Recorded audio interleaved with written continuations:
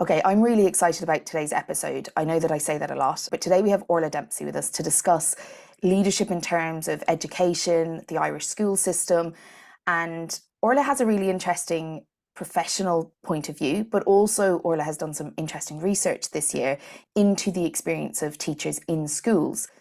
Having watched Orla's work over the last number of years, I'm really excited for Orla to share some of her thoughts about the research and some of the data that came out of it. So before we get started, I should get Orla to introduce herself. So Orla, will you say hello to everyone? Let us know a little bit about what you do, and then we'll take it from there to discuss the many things we have to discuss today. Brilliant. So I am Orla Dempsey. I am the teacher promotion and teacher development coach.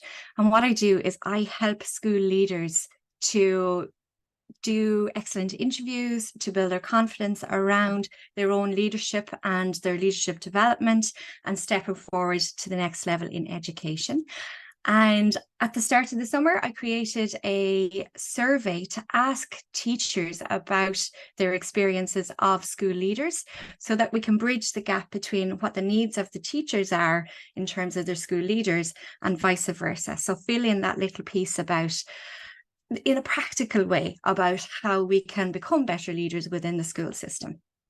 That's really interesting, Orla. And I'm just thinking that comes up quite a lot in all organisations, but I think in the education system in particular, at least when I used to work with secondary school teachers and we were doing CPD, one of the things that would always come up was a slight gap between how the leaders in the school saw their role and their work and the experience that others were having of it.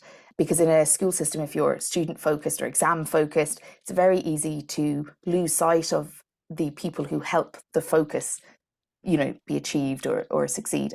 So tell me a little bit about the kind of signals anyone would have to know that they need to come to you. So I know you talk a lot about teachers are having human experiences when they're being interviewed for promotions or when they're trying to present something. Can you say a little bit about how a teacher would know that they need some support rather than just kind of white knuckling it themselves?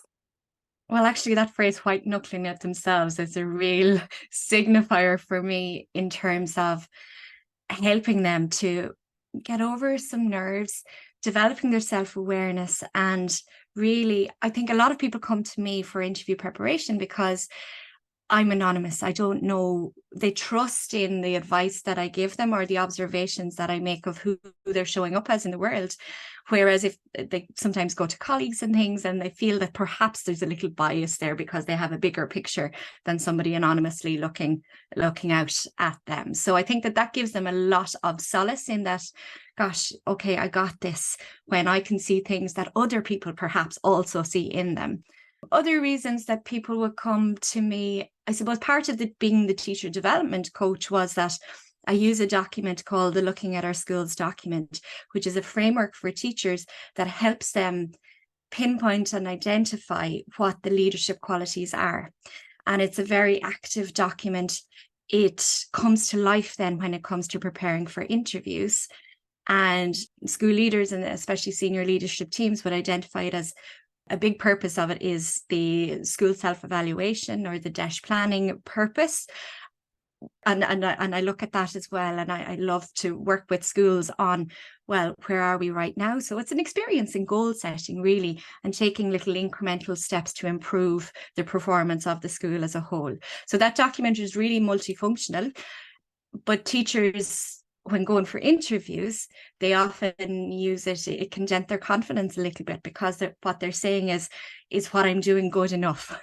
And to hear that you're doing a great job from an outsider or just to orally articulate it in a coaching session is a very powerful thing for teachers.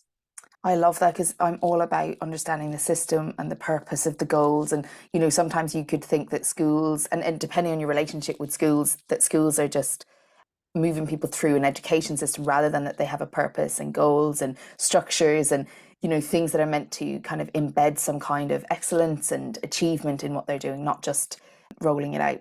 So first, before we get into the actual piece of research you did this year, which is, I think, quite impressive, I just want to say that this is probably the ideal episode for anyone in a school leadership position, any teachers in schools or SNAs, anyone who's engaged in the school system, but also for anyone who's supporting the school system. So whether that's through offering CPD, or if you're a parent or you're engaged in the school system, this type of insight could help you to understand the different stakeholders involved in the school, but also to understand the unmet needs that exist as well, and the gaps between what is needed and maybe what is understood or known. So first of all, I think I've got the title correct. It was the teachers' experience of their school leaders. That was the title of the survey. You have over 200 responses in the Irish context, which I think is really good for somebody bringing out a solo survey. I think that's really interesting. It demonstrates a high level of trust from the people who participated to have that many people participate. So first of all, tell me kind of generally what were the key themes that stood out to you? Yeah, I suppose the first thing that I acknowledged was that it was very important for teachers to feel heard. They were very eager to fill in the questionnaire so that their voice would be recognized. So in schools, we talk about student voice quite a lot. So this coming from somebody external to any schools, just asking a variety of questions. I got a lot of thanks for teachers at the very end of the survey to say thanks for doing this survey, and it meant a lot to them to complete it. So I was very pleased to be able to have thought of the idea, I suppose, and to really action it and be able to talk about it right now. Okay, that's really interesting, because I'm just thinking about the principles of inclusive leadership, and it would be that every stakeholder's voice matters. But when we're focused on a particular outcome, like student focused, it can be very easy to forget about the people who are delivering and facilitating that experience. Okay, so first of all, people were eager. I think that's clever for anyone doing a master's or a PhD to know that when you deal with a particular stakeholder who may not have their voice heard, you might get more engagement. So I think that's interesting. Tell me about the kind of things, before we get into like the breakdown differences, what kind of things were they saying? What was the kind of overall sense coming from that survey? Yeah, the reason I chose to do the survey was when I was researching online about other organizations and their experience of their leaders. I like to explain to teachers who are within the education sector that actually other organizations experience similar experiences. So that whole unifying process that schools are organizations, like our multinationals are our organizations, and that because teachers have always gone through the education system, we can kind of experience a bit of tunnel vision there and forget about the experiences of others out there. So that was the purpose. And I thought, oh, when I came across a body of research, I said, why don't I do the same thing for teachers?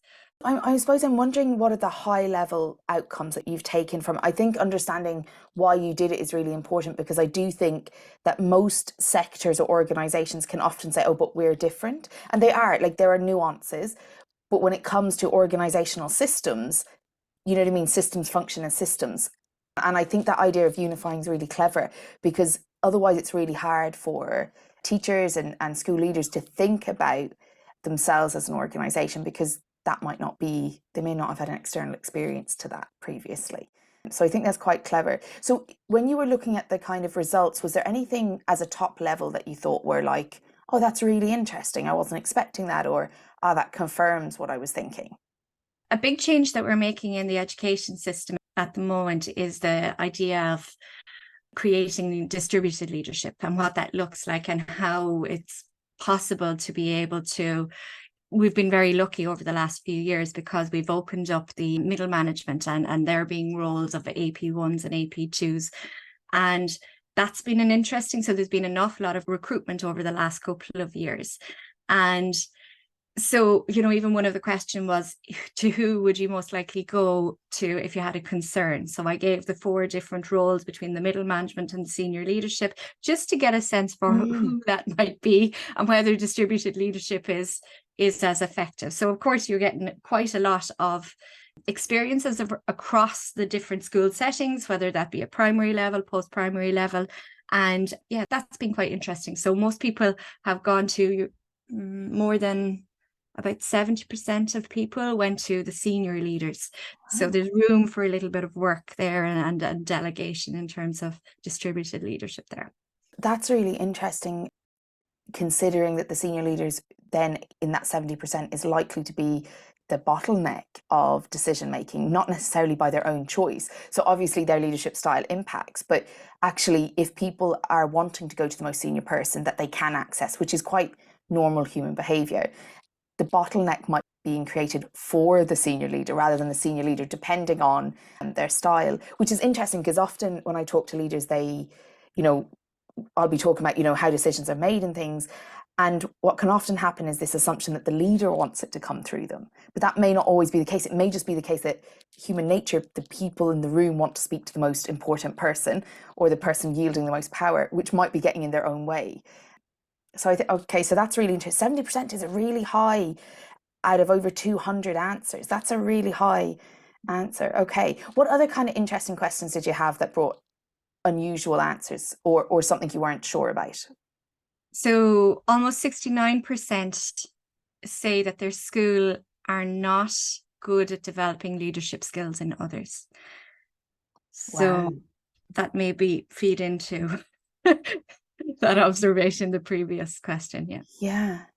And I'm wondering the relationship between not good at developing leadership skills and what kind of leadership skills people are presuming to be leadership skills, because like you said, teachers have gone through the education system, so they have an idea about who has what power, when and where. And if you're thinking about like shared leadership or distributed leadership, that might be a whole new concept to even understand. So, okay, so far the results are telling us definitely the distributed model needs more attention. What other kind of questions did you ask that you thought were interesting? Oh, I mean, there was so much. I'm just looking at the graphs here at the moment. Mm. So another one was, I know teachers who have experienced burnout and have had to take time off school. So 87% of people said yes to that. Wow. Yeah. I would be really interested to see how that compares to another industry. So, because if you're thinking about somebody saying, I know a teacher that burnt out and took time off, 87% is really high. And they're more than likely working with similar people for a long period of time because that tends to be the norm in the Irish school system. I'm wondering how that compares. I might have a look. That's really interesting. Were you able to have a look at how that compares to other industries? You're like, next step. Yes, next step. But Excellent. there was another one kind of similar to that. It makes me a bit sad because do you know teachers who have left their job because they felt a lack of appreciation? So gratitude and expressing gratitude, and I was explaining on my Instagram, both at teacher level up and from the top down. Mm. And like that, 81% of teachers has said that they know of a teacher who left their job because they're feeling a lack of appreciation. Okay. And if we just think about basic employee engagement, appreciation, acknowledgement are really central to feeling that what you're doing is more important than the task that you're doing. Going into French class isn't necessarily the most motivating, maybe if you love French, motivating thing, but actually knowing that it matters is what's motivating. Okay. Wow. Like I can even feel myself. I didn't have a great experience in the education system in Ireland until I got to third level, but I had key teachers. To this day, like one identified my dyslexia, another was like, oh, you're not very good at this, but you can do honours this, just do the lower test because actually you understand it, but you'll never pass the test because you can't write it down. I had teachers who could see capability, but had they been disengaged, I would have just been the student who couldn't get it. And so when I hear like above 80%, what I hear is teachers who aren't being nourished enough to be able to go on and nourish the students outside of the thing they deliver, which is only a very small part of teaching. We know that teachers spend a lot of time nurturing people, their students, and that wasn't necessarily the job, but that's what's needed for the student to learn. So what I hear is unmet needs for teachers result in unmet needs for students, but also probably unmet need for senior leaders who are frustrated that their staff are rebelling or complaining or, all of that extra stuff. I love the questions that you've asked because you can see the systemic knock-on effect of the gap between teachers' needs and maybe senior leaders' kind of decision-making and understanding. Oh, wow. And okay, what other kind of things came up that you think are particularly interesting? Definitely there's room for growth. So a lot of teachers responded in the questionnaire about the fact that they have unmet potential and they have felt very stifled. Some teachers I've spoken to with very comprehensive experiences and masters in education and a huge interest in their subject area. And because they haven't met the criteria or they haven't been hired as a middle leader or a senior leader, feel stuck in a place whereby their experience to get involved and to lead certain projects, especially in the larger schools. I feel that there's so many in terms of seniority above them. They just feel very stifled in their experience of being able to lead. Wow. And I think, again, if a teacher is feeling stifled, how are they coping day to day? Like, how are they regulating their emotions? How does that impact their view of themselves and their work, and therefore their view of the work that they do with students? And I think one of the challenges systemically that you're talking about is that there are limited senior middle management roles in, and in our Irish education system, correct me if I'm wrong, people tend to stay in roles for long periods of time because it's not that easy to move around. So what happens to all of the potential if there isn't a formal leadership role? How do we support teachers, engaging in their own leadership, being appreciated for it, seeing themselves progressing, even if an official role isn't available?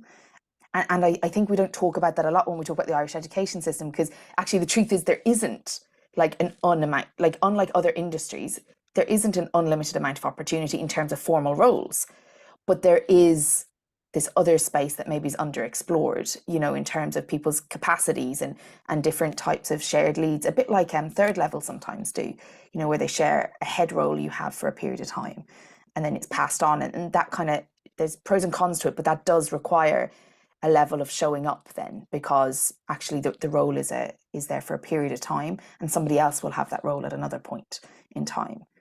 What are your thoughts on that one? Really interesting, because I love that. That's real distributed leadership. Yeah. If there can be an informal, it may be a reworking of the system, but when teachers secure an AP1 or an AP2 post in a school, it's theirs until the end of their career, unless they move to another school. So yeah, I think that that's a really nice idea. But also what I'm trying to do is demystify the fact that leadership equals having a role or a formal leadership role. So my very first question was, do you feel that you're a leader in your school, and why or why not? And there were very interesting responses to that one. So what was the kind of sense of that question? So I speak quite a lot about a leader being somebody who can inspire others. And that's the very basis for me of leadership. So demystifying the fact that you need a role to do that, and empowering the class teacher to be a leader in experiencing, even from choosing the examples for their interview is, well, it has to be something outside of the classroom. And it says, oh, hang on, let's rework this a little bit and say, what are the ways that you're inspiring your students? And then give other examples of other things that you've contributed in the school, or just developing a flexible mindset around that, in that primarily you've achieved success because you have been a classroom teacher first. So hopefully I feel that the little bit of work that I'm doing on that to help class teachers see that if they don't have a middle leader or a senior leadership role, doesn't mean that they're not leading. And so some teachers said, well, yes, that they're quite experienced and that they feel that they are leading and influencing others. Other teachers come to them for advice and support. There was a little element of, well, then the opposite was true. No, I'm not a leader. I'm just a substitute teacher. No, I'm not a leader. I'm new in the school.